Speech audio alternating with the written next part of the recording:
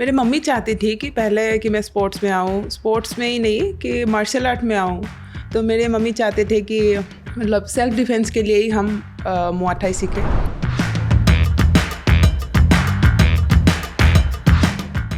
जब 2012 में मेरी कॉम दीदी का मेडल आया था ओलंपिक में, तब बॉक्सिंग के बारे में मुझे भी मतलब सुनने को मिला था थोड़ा बहुत। और जैसे मुआय थाई थे, मुआय थाई ओलंपिक स्पोर्ट्स नहीं थे, तो मेरे पापा चाहते थे कि मैं बॉक्सिंग में आऊँ और ओलंपिक स्पोर्ट खेलें। ओलंपिक स्पोर्ट के लिए।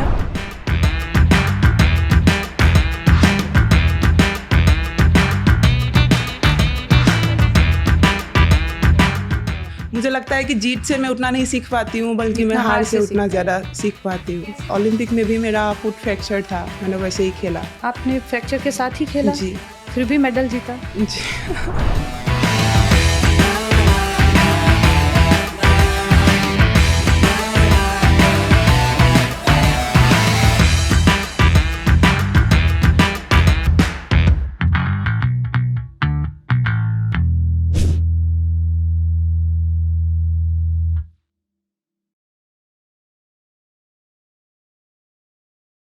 Welcome to Fit India Champions podcast powered by GOQii, जहां मैं आपकी होस्ट एकता विश्नोई कुछ ऐसे फिट इंडिया चैंपियन से आपकी मुलाकात कराती हूं जिनकी एक्स्ट्रा ऑर्डिनरी पर्सनैलिटीज न केवल एथलीट्स को बल्कि सभी भारतीयों को प्रेरित करती है।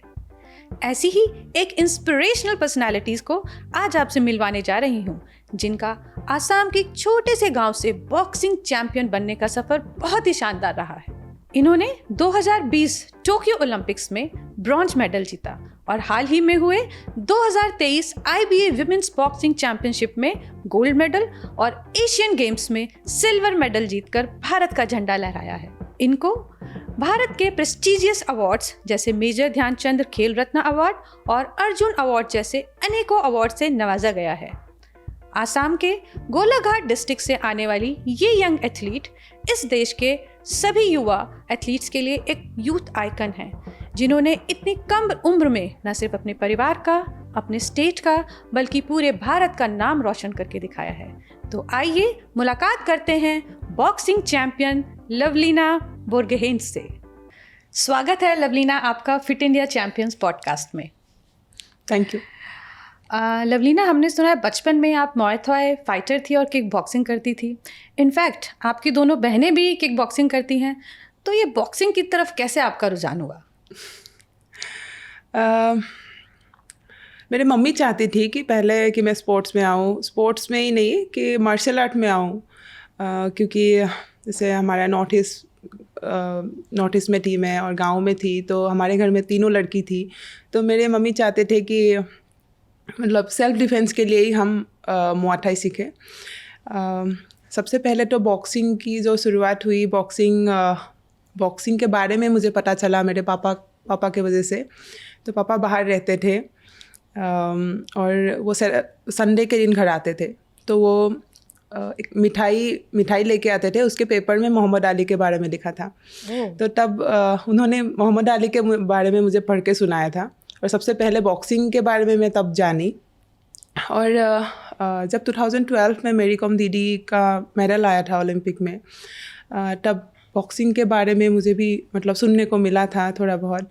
और जैसे मुआय थाई थे, मुआय थाई ओलंपिक स्पोर्ट्स नहीं थे, तो मेरे पापा चाहते थे कि मैं बॉक्सिंग में आऊँ और ओलंपिक स्पोर्ट खेलूँ, ओलंपिक स्पोर्ट के लिए। और स्पोर्ट्स अथॉरिटी ऑफ इंडिया ने मतलब उस टाइम पे ग्रास रूट लेवल का बच्चे जो स्कूल में थे, मतलब वहाँ देखने के लिए गए थे। और मेरे स्कूल कौन से साल में था ये? 2012। ओके। तो 2012 में स्पोर्ट्स अथॉरिटी ऑफ इंडिया का टैलेंट सर्च प्रोग्राम था। हाँ। ओके। फिर? और मतलब टैलेंट सबसे पहले तो जो हमारे स्कूल में गए थे, और मतलब मैं उस दिन थोड़ा स्कूल में लेट भी हो गई थी, क्योंकि मैं साइकिल में जाती थी और उस दिन मतलब साइकिल थोड़ा ख़राब था, तो मैं पैदल जाना पड़ा। और जब मैं पहुंची तो बोला कि मुझे मतलब एक बार देखेंगे। जो कोच आए थे पदुम बोरो सर, वो गुवाहाटी से आए के थे, और उन्होंने मतलब देखा मुझे, थोड़ा फिटनेस वगैरह देखा, तो उन्होंने बोला कि तुम बॉक्सिंग के लिए अच्छे हो सकते हो, तो गुवाहाटी में एक बार सिलेक्शन ट्रायल दो। और तब से ही मतलब जब ओलंपिक स्पोर्ट के बारे में भी पता चला, और मेरे पापा चाहते थे कि मैं आऊँ, तो ऐसे ही आना हुआ। फिर से आप बॉक्सिंग की शुरुआत हो गई जी।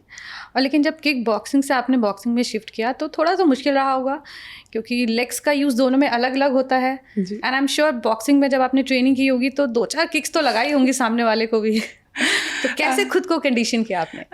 मेरा बॉक्सिंग का जो स्टार्टिंग हुआ थोड़ा सा अलग था, क्योंकि जब मैं मार्शल आर्ट मतलब मेरा जो वेट कैटेगरी था, मैं सब जूनियर में थी और मेरा वेट 70 था, और उस वेट में इतना लड़की नहीं थी उस टाइम पे हमारे मतलब स्टेट से। तो मुझे सिलेक्ट कर दिया गया था, मतलब बिना मैंने बॉक्सिंग सीखे मुझे डायरेक्ट सिलेक्ट किया था कि तो आपके नेशनल के लिए। स्पारिंग पार्टनर्स कैसे होते थे फिर? नहीं, मैं जब स्टार्ट किया तो मुझे बॉक्सिंग का कुछ भी नहीं आता था। मैं जब मार्शल आर्ट से डायरेक्ट नेशनल खेला, मैंने नेशनल इसका बॉक्सिंग का नेशनल खेला। ओके। तो स्टार्टिंग में मुझे बस इतना बोला गया था कि मुझे मतलब मेरा पैरों का यूज़ नहीं करना है, बस मुझे अपना हाथ यूज़ करना है। तो पहला नेशनल, सब जूनियर नेशनल मैंने वैसे ही खेला, बस अपना हाथ यूज़ किया। बड़े मुश्किल से पैरों को रोका मैंने, और मतलब ऐसे ही मेरा स्टार्ट हुआ। जैसा आपने बताया कि आपने मोहम्मद अली के बारे में पापा लाए थे और आपने न्यूज़पेपर में पढ़ा, तो हमने सुना है वो आपके आइडल भी हैं। तो मोहम्मद अली ही आइडल क्यों है? माइक टायसन क्यों नहीं? कोई और क्यों नहीं? आइडल वैसे तो मतलब मैं मोहम्मद अली को भी देखती हूँ, माइक टायसन को भी देखती हूँ, और एक मेरा फेवरेट बॉक्सर है वो है मेवेदर, फ्लॉयड मेवेदर है। सबसे पहली बात तो आइडल है इसीलिए भी है कि मैं बॉक्सिंग के बारे में जो मैंने जाना, मोहम्मद अली के जो स्टोरी सुना, मतलब उससे मुझे बॉक्सिंग के बारे में पता चला। और जैसे वो लॉन्ग है, उसका हाइट लंबा है और मेरा भी हाइट लंबा है, तो वो जिस तरीके से डिफेंसिव खेलते हैं, हाँ ये नहीं है कि हम किसी का कॉपी पेस्ट नहीं कर सकते, और कुछ कुछ चीज़ मैं ट्राई कर सकती हूँ अपने गेम में, ऐड करती हूँ, उनका भी दूसरों का भी करती हूँ, लेकिन जो उनका कुछ कुछ मूवमेंट है वो मुझे पसंद है इसीलिए। और आप मार्शल आर्ट भी आपने सीखा है, आप बॉक्सिंग चैम्पियन भी हैं, तो कभी इन पंचेस का इस्तेमाल आउट ऑफ द रिंग किया है किसी को डराने के लिए, धमकाने के लिए? कभी कभी ऐसा सिचुएशन आते हैं वैसे, और एक ऐसा स्टोरी था जब मैं, ये 2014-15 की बात होंगे, तो मैं घर से गुवाहाटी के लिए ट्रैवल कर रही थी ट्रेन से। तब तो ट्रेन से आना होता था और जनरल में आना होता था। तो जनरल डब्बा में बहुत ऐसा होता था कि बहुत भीड़ होते थे, और एक मतलब एक आदमी था जो वो जनरल डब्बा का एक पूरा लंबा वाला सीट वो पूरा सो के रखा था उसमें। तो बहुत भीड़ हो गया, लोगों को बैठने के लिए जगह नहीं हो रहे थे। हम लोग तो मतलब थोड़ी देर, तो मतलब 8-9 आवर्स का रास्ता था वो, और हम लोग खड़े भी आ रहे थे आधे लोग। तो वो मतलब आदमी हट ही नहीं रहा था। तो उस टाइम पे मतलब बातचीत, उसको मैंने पहले तो बोला कि आप हट जाओ, बहुत सारे लोग ऐसे ही खड़े हैं, बहुत सारे मतलब थोड़ा बुढ़ी औरत भी थे, वो लोग भी खड़े थे, तो वो हट ही नहीं रहे थे। नहीं, उसने बोला कि मैं बहुत दूर से इस सीट में आया हूँ और मैं इसको तो बिल्कुल नहीं छोड़ने वाला हूँ। और फिर लवलीना ने पंचेस दिखाए? हाँ, तब मैंने उसको मतलब पहले तो मैंने समझाया, वो समझे नहीं, तो उसके बाद मैंने उसको एक पंच मारा, और बाकी जो भी ट्रेन के मतलब डब्बे के लोग थे, उन लोग भी आके उसको मारने लगा, और उसको हम लोगों ने ट्रेन से उतार दिया। और वो सीट खाली मिल गई सबके बैठने के लिए। तो अगर बॉक्सर नहीं होती तो क्या होती लवलीना? बॉक्सिंग नहीं करती तो मतलब जैसे मैं गांव से बिलोंग करती हूँ, तो उस टाइम पे बस मेरा एक ही वो था कि मैं पुलिस ऑफिसर बनूँ, जो कि मैं अभी हूँ, और शायद तो दोनों ड्रीम्स पूरे हो गए। हाँ, बॉक्सिंग भी हो गई एंड पुलिस ऑफिसर भी बन गई। बहुत अच्छा। लवलीना, हर एथलीट की कैरियर में अप्स एंड डाउन्स आते हैं, हम लोग बहुत मेहनत करते हैं, कई बार हम कंपटीशन में जीत नहीं पाते, तो ऐसे सेटबैक्स को आप कैसे ओवरकम करके खुद को मोटिवेट करती हो? मेरा जो ओलंपिक का पहले का जो मतलब जर्नी था, ओलंपिक के बाद भी और ओलंपिक से पहले भी, जब मैंने स्टार्ट किया था तब से मेरा मैक्सिमम जो कंपटीशन था उसमें मेरा ब्रॉन्ज मेडल था। मेडल तो मिलते थे मुझे, लेकिन मैं हमेशा ब्रॉन्ज पे रुक जाती थी। ओलंपिक में भी मेरा ब्रॉन्ज आया, और उससे पहले भी मैंने दो वर्ल्ड चैम्पियनशिप खेला था, उसमें भी bronze. Asian championship 3 Asian championship में ब्रॉन्ज है मेरा। तो वो एक कहीं ना कहीं था कि मैं मतलब कुछ एक लेवल तक पहुंचती थी, उसके बाद मैं हार जाती थी। वो हार का मतलब महसूस तब से ही था मुझे।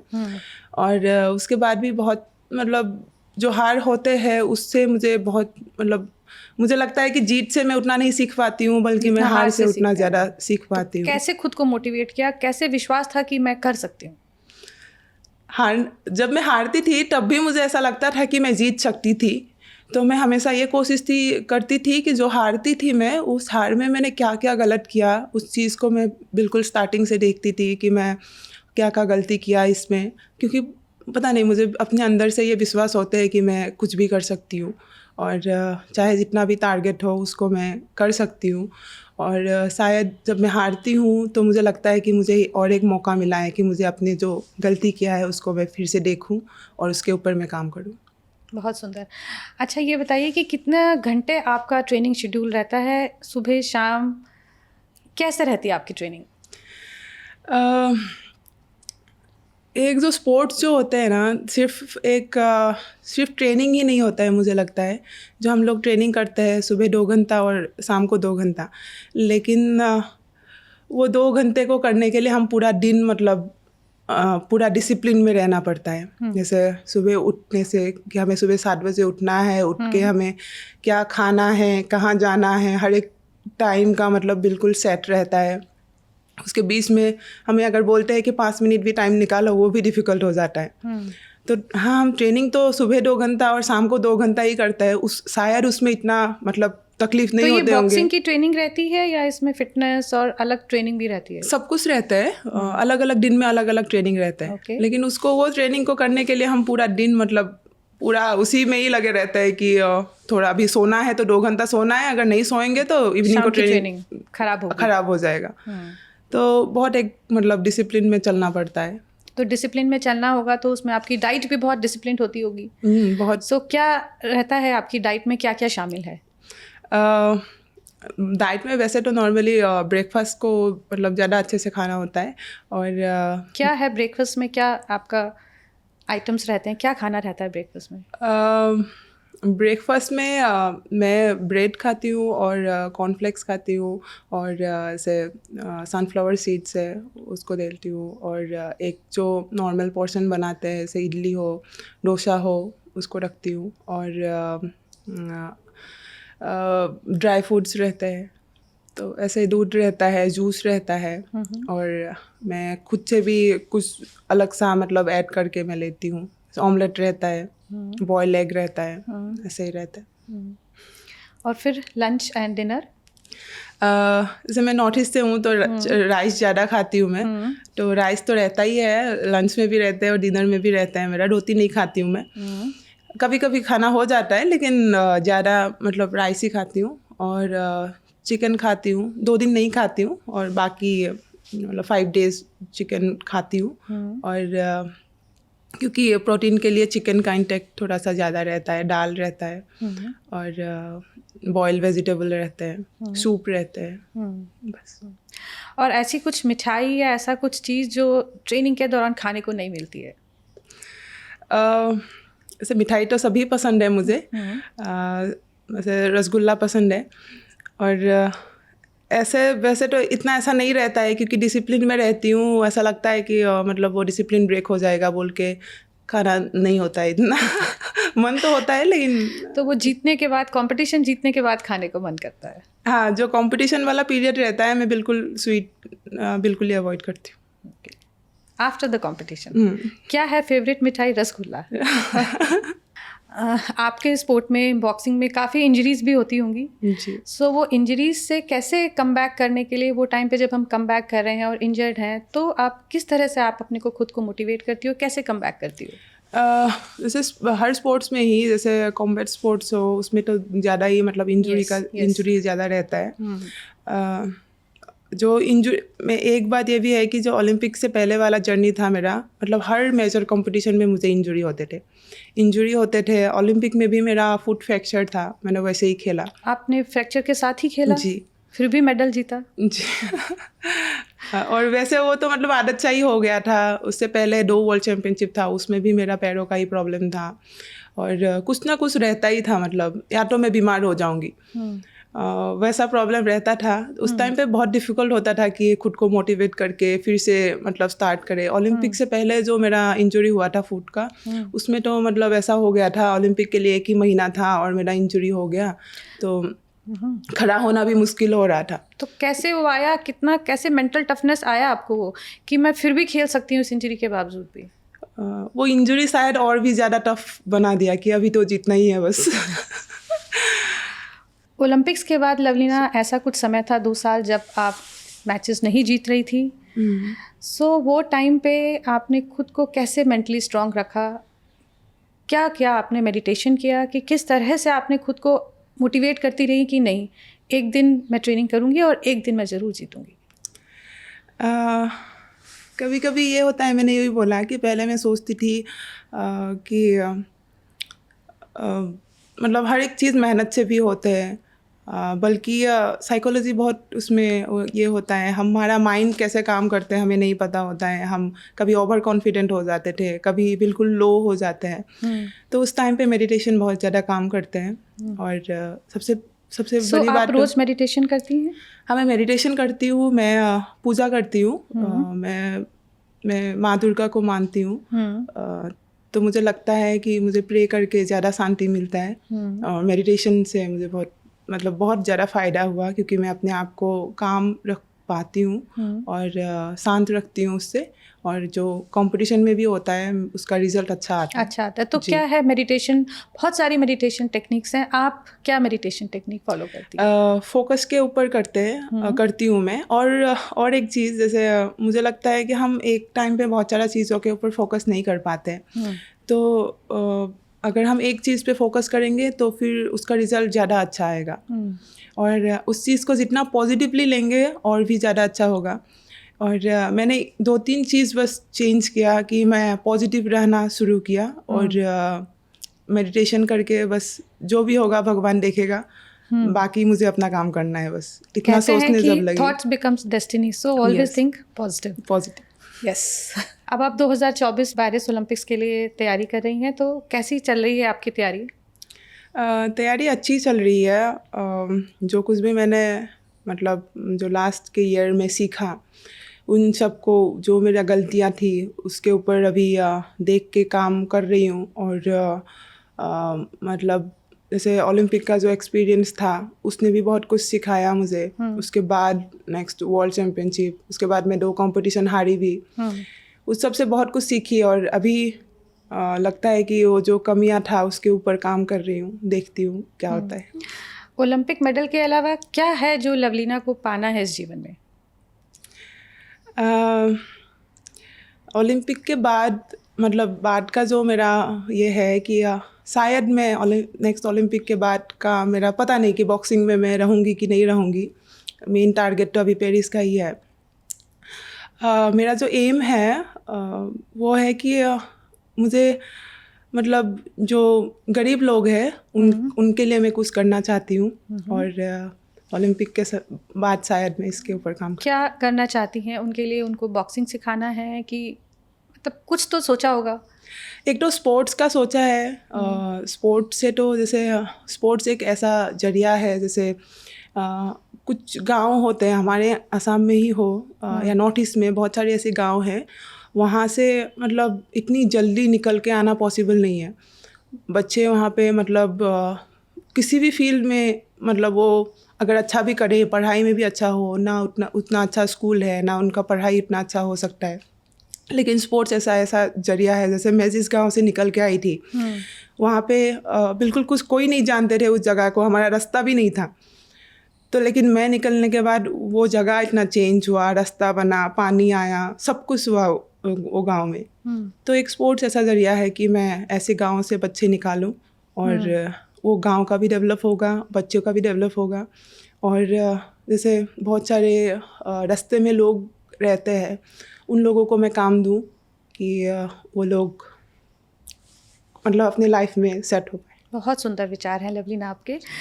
आपकी लाइफ में सबसे इम्पोर्टेंट पर्सन आज कौन है? मेरे मम्मी पापा ही है, क्योंकि लाइफ में बहुत अप एंड डाउन आए, हर टाइम मेरे मम्मी पापा खड़े रहे। बहुत सारे दोस्त आते हैं, बहुत सारे अपने भी आते हैं, हम किसी को पहचान नहीं पाते, लेकिन जो फैमिली होते हैं, मम्मी पापा रहते हैं, वो हमेशा साथ देती है। दोस्तों के साथ टाइम बिताना अच्छा लगता है? मेरा इतना फ्रेंड नहीं है, बहुत कम दोस्त है मेरे। कभी टाइम नहीं मिलता है, जितना टाइम मिलता है फैमिली के साथ ही बिताऊँ, मुझे वो ज़्यादा पसंद। ओके, और हॉबीज़ और क्या है बॉक्सिंग के अलावा? जब फ्री टाइम होता है तो क्या करना अच्छा लगता है? बुक्स पढ़ती हूँ। अच्छा, बुक्स पढ़ती हैं? जी, वैसे भी मतलब दिन में भी थोड़ा बहुत जो टाइम मिलता है वो बुक्स पढ़ के निकाल देती हूँ। लवलीना, जैसे आपने बताया कि आपको बुक्स पढ़ना अच्छा लगता है खाली टाइम में, तो कौन सी हैं आपकी फेवरेट बुक्स और क्या आपने उसमें कुछ ऐसी लर्निंग रही जो आप हमारे दर्शकों को बताना चाहेंगी? सीक्रेट का एक बुक है, मैजिक करके, वो मुझे बहुत अच्छा लगा, क्योंकि लाइफ में जो कुछ भी होता है वो मैजिक की तरह ही होता है, और हम जो सोचते हैं वो हो जाता है, वो मैजिक जैसा ही लगता है, और ऐसा लगता है कि ये पूरे दुनिया मतलब मेरे लिए काम कर रहा है, और हर एक चीज़ ऐसे ही होते जाते हैं। बहुत अच्छा, आपने बताया आपने सीक्रेट जो बुक है ये आपको बहुत पसंद है, तो ये बुक मैनिफेस्टेशन के बारे में है, विजुअलाइजेशन के बारे में है। सो आपके साथ ऐसा कुछ एक्सपीरियंस हुआ कि आपने उसको मैनिफेस्ट किया और यूनिवर्स ने वही आपको दिया? आज तक मेरे साथ जो कुछ भी हुआ है वो हर एक चीज़ वैसे ही हुआ है, जैसा मैंने सोचा है वैसे ही आज तक हुआ है। हाँ, थोड़ा बहुत कहीं ना कहीं रह जाता है, और वो भी शायद मुझे ऐसा लगता है मेरा कहीं ना कहीं एफर्ट कम थे या कुछ कम थे, उस वजह से नहीं होता है, लेकिन जैसा मैं सोचती हूँ आज तक वैसा ही हुआ है। हर एक चीज़, चाहे वो ओलंपिक ही क्यों ना हो, उसके बाद भी कंपटीशन का तो है ही, और बाकी चीज़ भी, जैसे बचपन में सोचती थी कि मेरा हाइट बहुत लंबा हो, मतलब मैं ऐसे ही जो लंबे लोग होते थे मुझे पसंद थे, तो तब मैं सोचती थी, और पता नहीं कैसे हुआ मेरे फैमिली में कोई भी इतने लंबे नहीं थे, लेकिन मैं अकेले लंबी हो गई। हाइट बहुत अच्छी हो गई जी। बहुत अच्छा। और आज बहुत सारे एथलीट्स हमको सुन रहे हैं, आपको देख रहे हैं, स्पेशली उन सब यंग एथलीट्स को, स्पेशली लड़कियों को जो स्पोर्ट्स को एक करियर लेना चाहती हैं, उसके लिए क्या मैसेज है आपका? मैं इतना बोलूँगी कि हम जब कोई भी काम करते हैं, चाहे स्पोर्ट्स ही हो, कोई सा भी फील्ड हो, हम बहुत सोचते हैं कि क्या होगा रिज़ल्ट, कि हारेंगे जीतेंगे, मतलब ऐसे मैं भी कंपटीशन में जाती हूँ तो मतलब वही एक ख्याल रहता है कि हारेंगे जीतेंगे, क्या होगा, मेहनत बहुत किया लेकिन क्या होगा पता नहीं, हम वो कॉन्फिडेंट नहीं रहता है। तो मैं इतना बोलूँगी कि अगर हमने काम अच्छा किया है तो उसके लिए रिजल्ट के बारे में इतना नहीं सोचना होता है, जो होगा वो तो मतलब अच्छा ही होगा, सोच बस के मेहनत करना चाहिए बस। बहुत अच्छा। और फिटनेस हम सभी को पता है कि फिटनेस बहुत ही एक इंटीग्रल पार्ट है हम सभी की लाइफ का। सो देशवासियों के लिए फिटनेस कैसे फिट रहना चाहिए, क्या आप समझाना चाहेंगी? जैसे मतलब इतना गवर्नमेंट भी इतना सारा कर रहे हैं कि बहुत सारा ऐसे फिट इंडिया हो, खेलो इंडिया हो, इतने सारे ऐसा स्कीम निकाल रहे हैं कि लोगों को खेलना चाहिए, खेलने के लिए आना चाहिए। अगर हम फिट रहेंगे तो हमारा हर एक चीज़ अच्छा होगा, हम फिट रहेंगे तो हमारा माइंड फ्रेश रहेगा, हम कोई भी चीज़ अच्छे से कर पाएंगे, हम कॉन्फिडेंट रहेंगे। तो सभी को यही बोलूँगी कि हमें लाइफ में नहीं हफ्ते में 1 या 2 दिन भी हम क्यों ना मतलब स्पोर्ट्स में टाइम दे थोड़ा सा, दिन में चाहे 5 मिनट ही क्यों ना हो, स्टार्टिंग 5 मिनट से ही करें, थोड़ा सा बस अपने बॉडी के बारे में भी सोचें। हम हर पूरा दिन मतलब काम पे ही रहते हैं, अगर हम 5 मिनट अपने लिए टाइम देंगे तो हमारा जो काम है वो और भी ज़्यादा अच्छा होगा, फिट शरीर होगा तो काम भी और बढ़िया रहेगा। धन्यवाद Lovlina, fit India champion podcast पे आने के लिए और हमारे दर्शकों को अपनी बहुत सुंदर इंस्पिरेशनल स्टोरी बताने के लिए। Thank you.